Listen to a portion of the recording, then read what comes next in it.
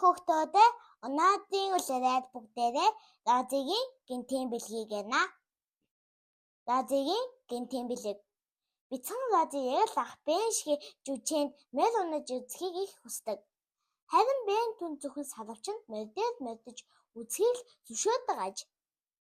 Чи морийг сайн мэдэхгүй. Наад шиг маш сайн мэддэг ундаг болсон хойноо л унаж давхиж болно гэж Бен дүүдээ хэлдэг билээ. Нэгэн өглөө Бен шинэ авсан морийг сургах гэж оролдож байлаа. Тэр морь нь эмээл тухуулаад завхуулаад бүхэл зүйл тасаагүй байв. Би тусалж чадна гэдэгтээ итгэлтэй байна гэж Лози бодов. Тэгээд маргааш өглөө эвтлэн босоод ахыхын шинэ морин дээр ирж Бений хийдэгчлэн шууд нүрэн дээр гарч модцсонгүй.